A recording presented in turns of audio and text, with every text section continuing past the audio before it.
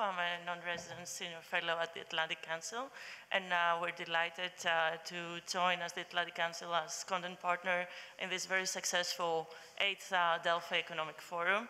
We're gonna pick up where the previous panel left off and talk about the wider geostrategic implications of the war in Ukraine, focusing, I should note, in Europe and its the wider region. So I'm delighted to be joined by colleagues from the Atlantic Council and ELIAMEP, and also, of course, and I should start with him, Mr. Thanos Dokos, who's the National Security Advisor of the Greek Prime Minister. Also with us is my colleague Anna Wieslander, who's the Director of Northern Europe at the Atlantic Council. Of course, Ambassador Jonathan Cohen, once an ambassador, always an ambassador.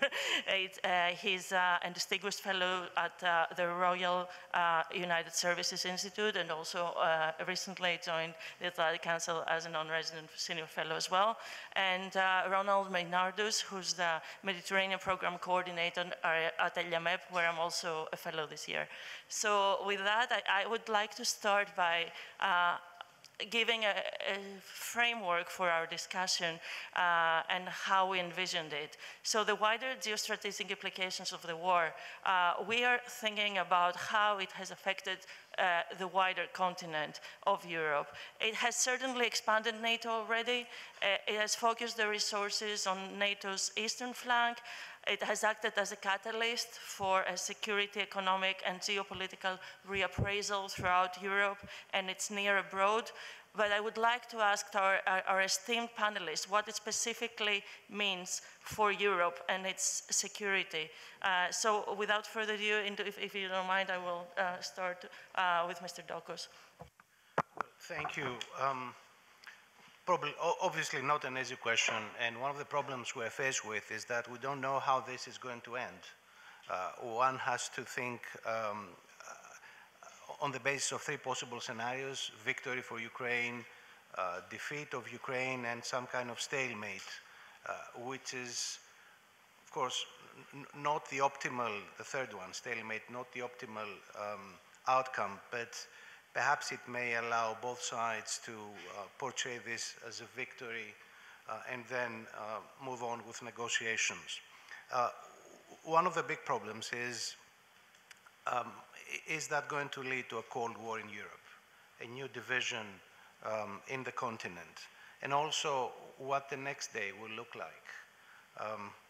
We need to decide, and of course it's not up to us only, it takes 2 to tango. What shall we do with Russia?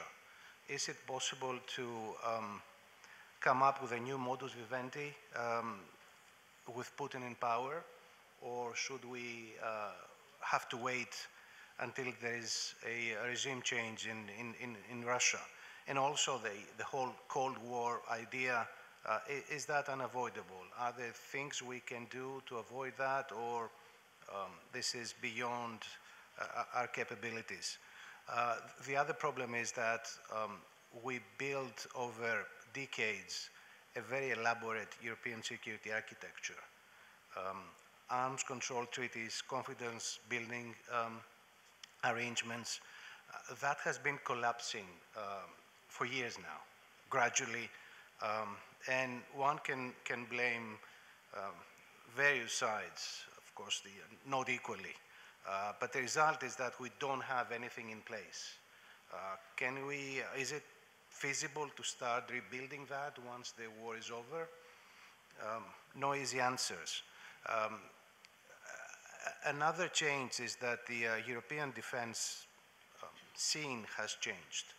It has been changing since 2014 with the first Ukraine crisis. But that process has been accelerated, and now we have something unheard of, the European Commission funding defense projects. We have a number of instruments in place. Europe is doing more for its defense, not as much as many of us would have liked, and not as quickly. But there is a clear change which should be underlined, and we need to find ways to put the money and the energy into a productive use. There's a whole question about Europe and its neighborhoods. The term Global South has been mentioned several times in various panels during those 4 days in Delphi. Again, no easy answers. Obviously, there is a problem. We expected, and perhaps we're wrong in expecting that a clear majority of countries in the world would support us in the case of Ukraine. I think many countries will keep sitting on the fence, making choices a la carte when it suits their interest, and this is something we need to understand and adapt our strategies. And thinking about a new global division, the West versus the rest, autocracies and democracies, I'm not sure this is going to be helpful. My last comment would be, we are still faced with a number of global challenges, starting with climate change, managing emerging and disruptive technologies, AI, but it's not the only one. Stabilizing Africa would be near the top of my list. Also resource competition, energy, raw materials, rare earths, and so on and so forth. And the question is, if systemic competition intensifies between the US and China and their various allies, and if there is no, well, obviously there is no sheriff anymore in the international system. We are well beyond the unipolar moment. It is possible that we may see the emergence, or maybe seeing the emergence of a loose bipolar or even multipolar international system. But my concern is that if there is no cooperation, if there is intense rivalry between the great powers, we may be closer to the so-called G0 international system, fragmentation of power, lack of cooperation, and then no one is in charge of leading the efforts for solving those global challenges, and the clock is ticking. And I wonder what that might mean for Europe. And if I may pass to Ms. Wieslander, and I would like to ask you, Anna, same question. What does it mean? What does the war, how has it changed Europe? And how has the addition of Finland and hopefully soon Sweden in NATO changed the security architecture of Europe too? Thank you so much, Katerina. Thanks for organizing this seminar. Looking forward to the discussion. I just wanted to make 4 quick points on how I see the setting and then what the implications are. You mentioned already NATO and EU enlargement.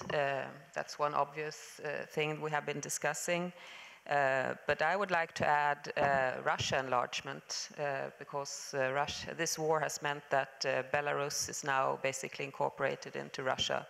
And as we all know, they are trying very hard to incorporate Ukraine as well. We are all cautious about Moldova, Georgia. So this is another thing that is happening at the same time.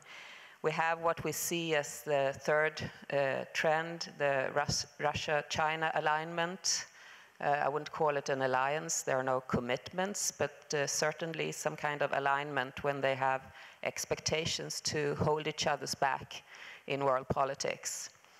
And that is very important, how that develops for Europe as well. We have to follow that closely. And the fourth was already mentioned by Mr. Dokos. I think it's the trend towards, we discussed it last evening as well, unipolarity moving away towards perhaps not bipolarity as we expected, but more multipolarity, which means that the world is in bigger transition. And one indication of this would be the surprising reaction of the global south as we see it when they are not aligning with the good forces of the world as we had expected. And this leads me to where does this lead Europe, and how does Sweden and Finland play into this? To my mind, I think this is the time when we really need to think about how to avoid escalation and spillover effects because of this very volatile surrounding that we have. And what we have done work on is that to focus on building deterrence as a way of taking preventive measures, focusing now on solidifying our common ground in order to avoid moving into defense, because that would be really devastating for us. And therefore, I think the vision that I have is that we should be able to produce one resilient geopolitical flank from the north down to the south.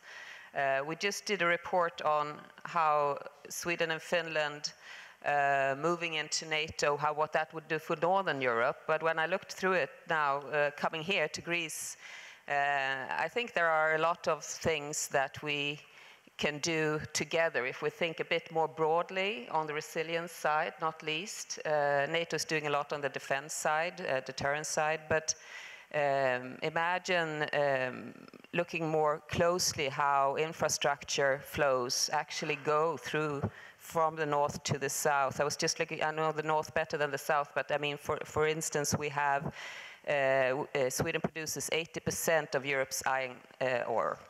And it's Sweden and Norway that actually has the main of that. So if we have, other producers or from other parts of the world taking these kind of flows hostage, Europe will be completely dependent, even to a larger extent, on the north, for instance. Norway is now Europe's biggest single gas supply source. So these are very important flows that need to be going, and the opposite direction as well. So I think the EU is doing a lot there that can be multiplied, and also the EU-NATO bridge is very important in this regard to kind of create a more solid resilience pillar of both the EU and NATO for the good of our continent. Thank you. Ambassador Cohen, an introductory remark from you, noting also the north-south parameter and how the attention to shifting to the east might actually help strengthen Europe and its security architecture going forward. Well, let me start with a voice of the international community who last week said Russia's invasion of Ukraine in violation of the UN Charter and international law is causing massive suffering and devastation to the country and its people, and adding to the global economic dislocation triggered by the COVID-19 pandemic. Not my words, the words of the Secretary General of the United Nations, who has been a reference point for the international community as a whole, and this Secretary General in particular, never seen as siding with great power poles. And yet, the Global South is not responding to that narrative. Let me come back to that. I think there are four main impacts that we can see in the geostrategic space of the war in Ukraine already. And I agree with previous panelists, hard to make a final judgment until we see what the final resolution of this conflict is. But it has certainly reshuffled international priorities. It has exposed and accelerated trends that were already underway in the international system. It has revitalized NATO, and it has dimmed Russia's future. And I think as we talk about the impact on Europe, I worked in the OSCE for a while. In the OSCE context, Europe included Russia. I think Russia has now taken a step that has, at least for a generation, decoupled itself from Europe and any European project. But let me go back through those four impacts. In terms of reshuffling priorities, the priority on hard security and on Ukraine as an issue has displaced the focus of all the issues that our first panelist ran through, which remain important but are harder to get to now when you talk to the senior decision makers. And one of the reasons for the US that Ukraine is so important is because of the potential impact that it has as a precedent for Taiwan. And if you were here for the previous panel, they went through this in some detail.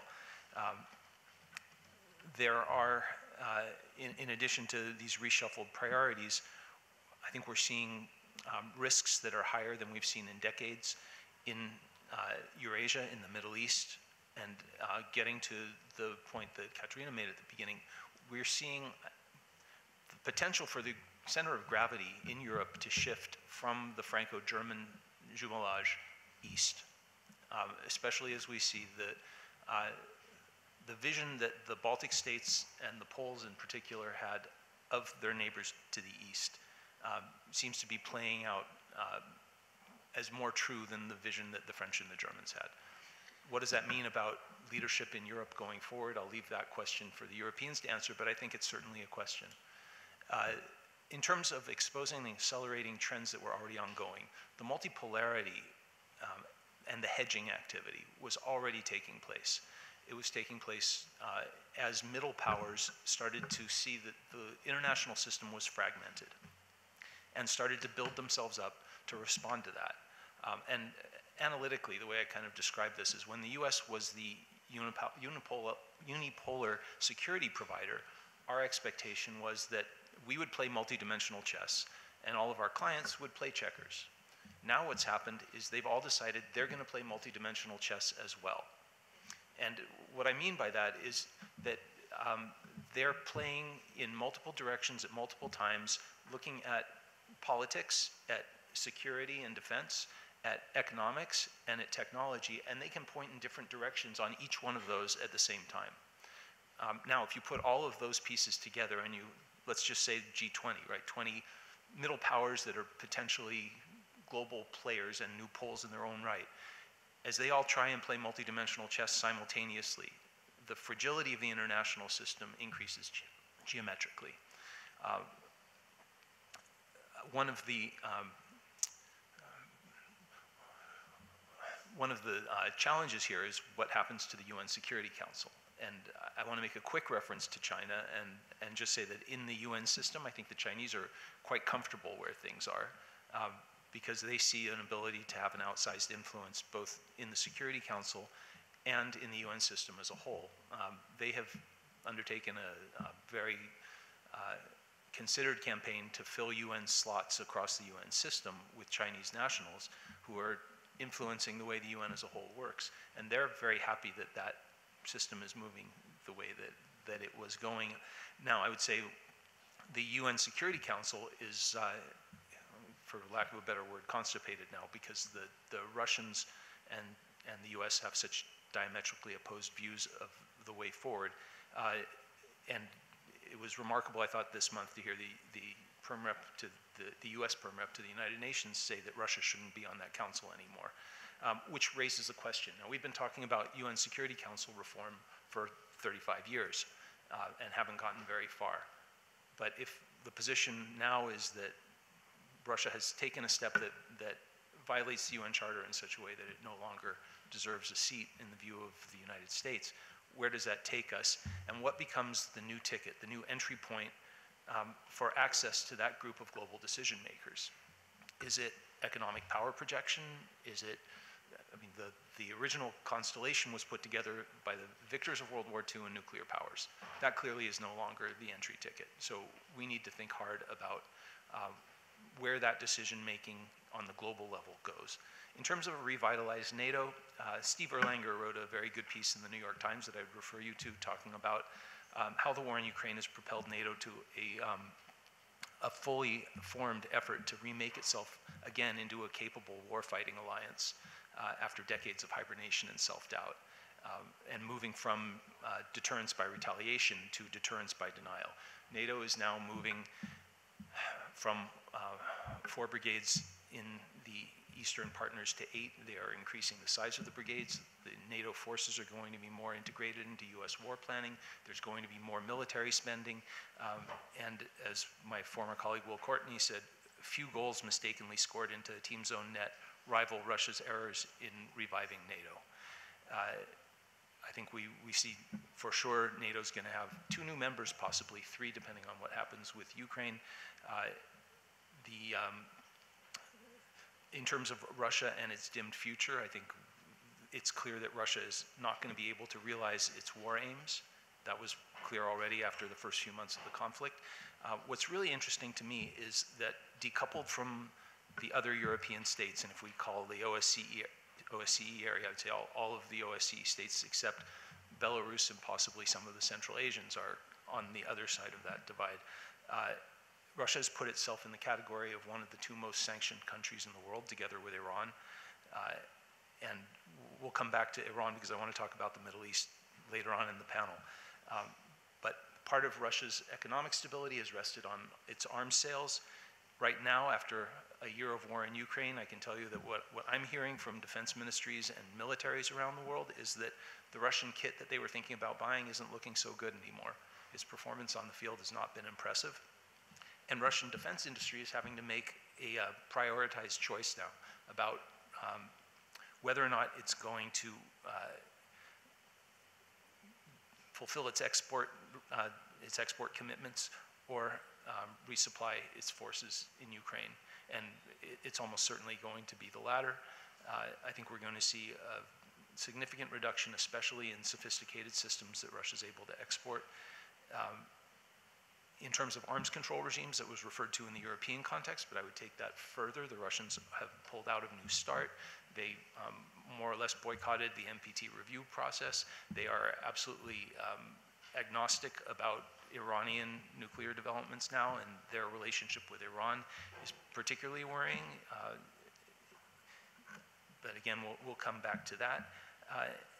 And making nuclear threats in the 21st century, after where we've been for the last 75 years, I think puts Russia in a really sui generis category. Russia's now being referred to as a tier 2 player who happens to have nuclear weapons. I think the West's illusions of partnership with this Russia are over for a generation. President Putin made a speech in October trying to align, basically attacking Western values, which more or less aligned Russia with a kind of Iranian narrative. The interesting thing in all of this is that the global South, while it may buy the Russian narrative, and I don't think it does, is playing a very cynical hedging game, and not because they sympathize with Russia's war aims, but because they want to preserve flexibility and their freedom of choice going forward in those different dimensions, and not necessarily to choose Russia, but to not be constrained into a unipolar world or even a bipolar world, which they bristle against. And I think the main reason for that is they have seen globalization and multipolarity coming for the last 10, 15 years, and they've all designed their state systems to be responsive to a multipolar world, not to be responsive to a unipolar or bipolar world.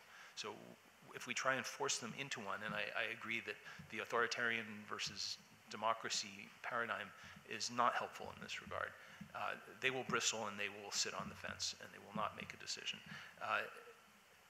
Let me end by quoting Joe Nye, who was interviewed by Katerina about a week ago, who said that the US and the Europeans are considerably strengthened now, and that Russia is the net loser in balance of power terms.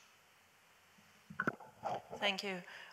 Ronald, if I may turn to you, same question with the added dimension of the Eastern Mediterranean, and if you think that there is scope for greater regional integration, including in the Eastern Mediterranean, through trans-regional cooperative ventures, such as the trilateral partnerships. Thank you very much, Katerina. I will start with saying that I also have 4 observations, like Ms. Wieslander and Ambassador Cohen, also considering the time constraints. And I'm strongly influenced by what's being discussed in Germany. As a German national, of course, I follow the media, and then I live in Greece, and of course, there's a different perspective there. And I'll try to somehow combine this. And the first point is what is obvious here also at this wonderful forum once more time. We see a quasi-monopolization of the Ukrainian issue. I mean, there are so many panels with this issue, and there's not a single panel where the word Ukraine is not mentioned. So certainly in the western part of the world, international relations and foreign relations have become a function of the war in Ukraine. And this radicalism, to put it this way, is particularly evident in my own country, in Germany, where we're talking about a new age, Zeitenwende, which has become an international term now in all discussions about this. And I think there's also an agreement that the world has changed, Zeitenwende, Alaïe epochis, as the Greeks would say. We know what we had, but we do not know where we're going to. And this is, I think, the focus of many discussions. And there it depends on where you stand and so on. I will not get into this, but what for me is particularly, may I say, worrying, is the in-between. Until the new order is established and a certain stability may be returning, or no stability. We're coming from a certain stability. And one of the highlights for me, at least, of this conference was François Hesbourg, who was referring to the Kindelberger trap and saying that, hey, we are maybe looking at a situation in Europe in the 30s, and we know very well what happened in the 40s until we came to the 50s, where we had a certain stabilization. What I want to say is that this quasi-monopolization is relatively new. I like to think back at last year's Delphi Forum, and I was an attendant then of the wonderful panel. You presented your report, an Atlantic Council report, about the rising national security threats of climate change. And yes, and I was often quoting Thanos, Dokos then, because he made a very, very interesting, for me, very, very impressive remark. It says, these are the issues which prevent him from sleeping well at night. Climate change and migration and all these issues which are very close to Greece and Southern Europe. And my concern is that talking about the implications of Ukraine war, these issues are really put in the back. We have some tremendous issues there, and they're put on the back, and they cannot wait. There's a recent German book which is called The Ring of Fire. Europe is surrounded in the south by a ring of fire, this is the one point. And the other point is, and I cannot highlight this enough, I deal a lot with people from the so-called global south. I mean, this is empirically proven in a recent survey done by the European Council on Foreign Relations that their concerns are different. It's not that they approve of what's happening in Ukraine, but they say, listen, we've had this before, and this is for us almost routine. I'm exaggerating now. And they have other concerns. This was said here, and I quoted this because I thought this was an important statement at this conference. The war in Ukraine looks irrelevant to large amounts of people in the global south. This was said by a French journalist. It could have been said by an Egyptian journalist or by a Botswanan journalist or South African. Now, going to this is my second point, the situation in Ukraine.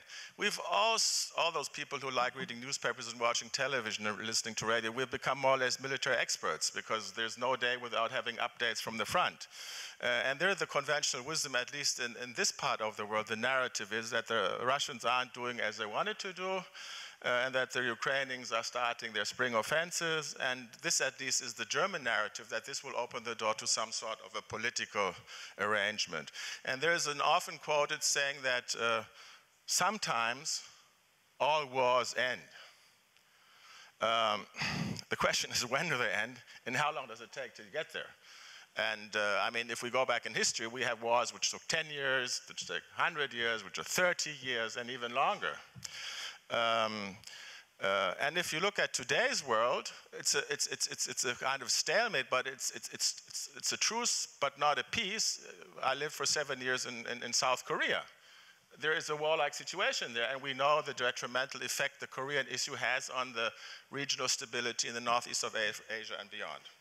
The central questions here are the conditions of a settlement, and there are some clear red lines, and we have to point them out, and this is the NATO relationship to Ukraine and the territorial arrangements. And I think there's an understanding, at least this is what I gather, is that the Crimea and the NATO membership of Ukraine is something like a red line for Russia, and we hear, as you said, Mr. Ambassador, they're also then threatening with other non-conventional answers if this should materialize. my final two thoughts are very much to where we are here now, and this is Greece, and this is the region. One of the takeaways here, and was really brought down in a very, I think, very clear way, is that Greece is a winner of what is happening in Ukraine. We are seeing a really dramatic strategic upgrading of Greece. This is a function of explicit and unequivocal commitment of the Athens government towards the West. If you look into the more recent Greek history, this has not always been as clear as it is now, but it is very, very clear. US Ambassador Yunus was, I mean, he was like a cheerleader for Greek foreign policy, and we've heard this before. We've even heard stronger statements in this direction from American officials. Greece is celebrated as an energy hub for the eastern part of Europe, as a military hub, as replacing Turkish infrastructure, strategic infrastructure. This brings me to my final thought. And I think you mentioned it, there is this quest for stability. This quest for stability to avoid the spillover. And I see this, and this is very, very important for Greece, because as we all know, the main foreign policy concern of Greece is the relationship with her eastern neighbor. We are seeing a new dynamic and a new international constellation for the Greek-Turkish relations. There is a great concern. I was just spent a week in Berlin discussing these issues with officials there. There is a big concern that the southern eastern flank of NATO becomes a weak spot, and there's a much effort to stabilize this and to do this with diplomatic measures. What came out for me, one of the main news items of the Delphi conference is that Ambassador Yunus, but also Jens Plötner, who is the Ibrahim Kalin of Germany, they were clear in stating that once the elections are over in Turkey and in Greece, there will be a new dynamism and there will be a new effort from these international players to finally bring a settlement to an issue which is weakening the Western alliance. And what for me was also very impressive is that we're not only talking about the classical old Greek-Turkish issues and the Aegean and so on, but Cyprus is moving into the equation. I think that's good. For me, at least, it's good news. And thank you for your attention. Thank you, Ronald. Mr. Dokos, I think Mr. Meinardus has put, it's not just me asking you this question, it's some of his comments as well. And I'm wondering, do you see a geostrategic upgrade of Greece as a result of the war in Ukraine, as part of a nexus moving towards the east and trying to stabilize Europe from the north all the way to the south? And what does this mean for Greek foreign policy? Can I start from the big picture and come down to Greece? First of all, I think what I wanted to say in my first intervention is that there seems to be a new sense of purpose for the West. Hopefully something more than just circling the wagons in order to protect the rules-based international order. And to echo the ambassador's comments about the global south, each case is different. We even had countries we consider as friends and allies maintaining a certain distance, but for different reasons, Israel, India, Saudi Arabia, the Emiratis. So it will be quite a task to manage that afterwards. Also, let me reiterate my comment about global challenges and add to my short list also the need to manage the global commons, cyberspace, high seas, the atmosphere, space. And you know, the doomsday clock of that the Bulletin of Atomic Scientists have put together, has put there for many decades, is now at 90 seconds to midnight. But it's not only or mainly because of Ukraine. The clock was near midnight for a long time. So let me emphasize the need to manage global challenges. Also, I take your point about the Taiwan precedent, but it's, well, as a Greek, this is not the only possible precedent that comes to mind. Two things on the list of things to do on the European level. First of all, the whole idea of European strategic autonomy, and that comes from a strong NATO supporter. I think NATO's preeminence in European defense cannot be challenged, but there's an obvious need for Europe to do more, and the evolving situation in Sudan underlines that. You know, many of us were hoping that the EU could come up with a more coordinated response to that crisis instead of each country sending their own planes and, you know, helping each other. But still, I'm sure we can do more in such circumstances. And the second point, I very much agree about the whole hybrid warfare threat to European security and the need to invest in resilience of infrastructure. This is, I think, well understood both at the NATO level and also the EU. Hopefully will do much more in the years to come. Finally, Greece. Well, I would certainly agree that Greece's geostrategic role has been upgraded over the last couple of years. But I would emphasize this should not be interpreted as coming at the expense of any other country like Turkey. I mean, it's time to move beyond the zero-sum game approach. Greece can do a number of things. Turkey has a different role to play. Hopefully we don't have to be you know, competitors or rivals. Now, I assume that Jens Pletner knows more about the results of the Turkish elections than we do. And I would like to share his confidence, but let's wait for a few more weeks and see what happens in Turkey.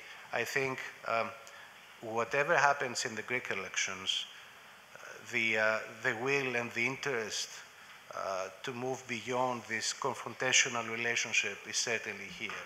Let's see what happens in the Turkish elections, and hopefully there will be good developments in the months to come. Thank you. If I may move to Ambassador Cohen, you wanted to speak a bit more about the Middle East, so I think this is as good a time as I need to kind of analyze the situation there, and also if you may see if you have any comments on where you see the Greek-Turkish relationship in that context, since we're talking about this. Well, first let me comment for a second about the Eastern Med, and I would say that Greece, a number of years ago, started to develop these triangles of cooperation with Cyprus and Egypt, with Cyprus and Israel, with Cyprus and Lebanon. These are becoming even more valuable in an increasingly fragmented international system because they provide islands of stability. You know, kudos to Greece for that initiative, and I think the United States is wise to participate in 3+1. I would like to see the United States participate in the other triangles as well. And it's interesting because a number of the triangle partners are from the global south and are closely aligned with Greece and Cyprus in those cooperation formats. I would also say that as a power projector for NATO, Greece has become more important. And Cyprus has become more important, and we saw that with the symbolic importance of the sanctions package that the Cypriots implemented. It shouldn't be underestimated. Turning to the Middle East, if you look at Syria, and we're thinking to the impact of the Ukraine war on these countries, the Russians moved about 300 air defense systems out of Syria. What that means is you have more Iran, less Russia in Syria. What that means for Israel is that as the Israelis conduct overflight in Syria, they have less ability to have Russian deconfliction from Iranian attack. So for the Israelis, this has changed the picture. For the Iranians, this has changed the picture. And Iran, through its drone cooperation with the Russians, believes that it now has a higher level of deterrent effect against a potential Israeli preemption. So the Iranians are feeling emboldened, not only because of that, but also because they got China to broker the final stage of their deal with the Saudis. So they now believe that they have the Russians and the Chinese having their backs, which strategically is not good for the West and is not good for Israel. I would say the Middle East in general was very comfortable with the unipolar world where the US was their security provider for almost all those countries. They are not comfortable with a bipolar world where they're being forced to choose. They want to hedge, they want to have their own poles, especially the Emiratis and the Saudis see themselves as poles in their own right.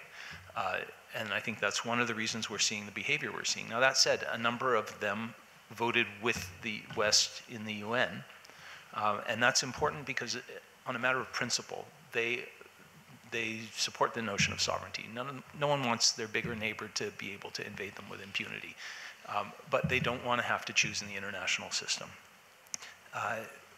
Let's see, on Greece, Turkey, I share the National Security Advisor's view. Let's wait and see how the elections turn out. I like to be optimistic, but I'm also pragmatic, and I think we have to see how this shakes out. The last thing I'd say is, going back to China, I think China sees an opportunity, number one, to reduce the risk to its energy security, and number two, as China and the US have tension, it opens space for other entrepreneurial actors on the world stage. And that's one of the reasons that we're seeing these other middle powers asserting themselves. Last thought, none of us really have a strategy to address the strategic environment that we see developing, and we need to develop one now. Thank you very much. Anna, if I may turn to you, there's a lot of discussion about the global south, but also I would argue even in Europe's neighborhood, how do we address the increasing sphere of influence and the battle for influence within Europe sometimes, but certainly close to Europe as well, from within the European Union to the Western Balkans to the Eastern Mediterranean. Do you think there is a way to address this, and would the greater regional and European integration help in that regard?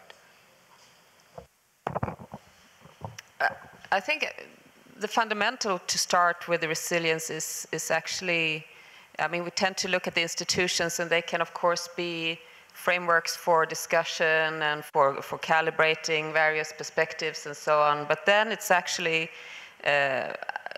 the core are democracies, I think, and to solidify from within. Because if you look at how our societies work, they work a bit differently. We are secular up north, the state is important. Other countries have a structure where the religion plays more of a role. Then you have other kinds of authorities as well that could be important in these kind of, if you talk about disinformation and propaganda and so on, and the influence of kind of protecting the core, our institutions, our democracies, and our people. So I think that's important, that sometimes I'm a big friend of the EU and NATO getting more involved in all of these issues, but we cannot escape the homework that we have to do at home when it comes to building resilience. I think that's very important. And then I just wanted to come back to Sweden and Finland and NATO, your first question, because as Finland has joined, Sweden has not. And I think this is also coming back to the fragmentation that these kind of forces that we have discussed can cause. We have the Vilnius summit coming up, and if Sweden is not ratified by Turkey and Hungary at that time, I really think that NATO will come out as weaker and more fragmented, because you have 29 allies who already have earmarked or characterized Sweden as a security provider and as a trustworthy ally. And if Turkey and Hungary abstain from Sweden and Finland making this combined kind of provision to NATO, then I think we will have a big problem. So this is a very urgent issue if we talk about how the forces from Russia I think directly or indirectly, it plays into the interests of Russia. Thank you, and we'll keep this warning. And Ronald, I'll give you the last word since we're 2 minutes out. Yes, regarding the Sweden issue, if I gather correctly what I hear from the Secretary General of NATO and what I hear from the Turkish opposition, which is in the running, I mean, they have a chance to win this thing, and then they will settle their Swedish membership in due time.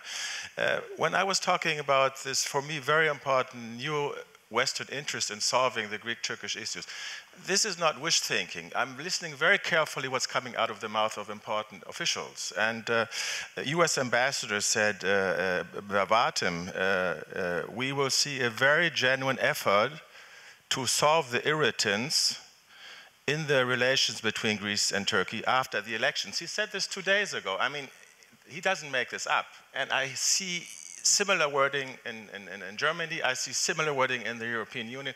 I'm just saying this. One last word regarding Syria. I mean, this is an open wound just on our borders. And there we see that Europe, not to talk about NATO, is not existing. And there might be a shift in the sense that the Russians are redeploying forces. But the players there are China, Iran, and Turkey. And the US trying to defend what is defendable, but the political process, I think, with the normalization of our Arab friends and allies with Mr. Assad, I think is a kick in the face for the Western values and for what everything Western civilization and democracy and human rights and rule of law stands for. And this in our immediate neighborhood, and somehow we have to settle with this. I think Mr. Dokos wants to say something. Just to underline another interesting pattern that seems to be emerging over the past few years, we have the traditional institutions, NATO, the EU, but you also have other types of groupings and quasi-alliances. First of all, the Shanghai Cooperation Organization, but also the Quad, the AUKUS, the I2, U2, Negev, and the trilaterals. And I have been hoping that perhaps the trilaterals could expand, have all those various trilaterals forming something bigger to cover an important region, the Eastern Med, Middle East, Gulf region, all the way to India, which seems to be not covered by any institutional arrangement, but at the same time being at the center of interest of a number of important powers. Oh, okay. And yes, I promise to be very quick. Just because we didn't address this, economic impacts have geostrategic consequences. The war in Ukraine has driven up food and fuel prices in the global south. It's led to inflation problems in most of these countries. To correct that, the macroeconomic planners have raised interest rates. This has led to massive economic dislocation. You have supply chain problems. The economic fragility that's been exacerbated by this war can't be reset with the war going on. And ... I think we've done a poor job in the West in pointing the spotlight on Russia and saying one man has the power to fix your economy and he's not doing it. Well, with that, I'm going to thank our panelists and you for attending. I think it was a very insightful conversation, so please join me in thanking you.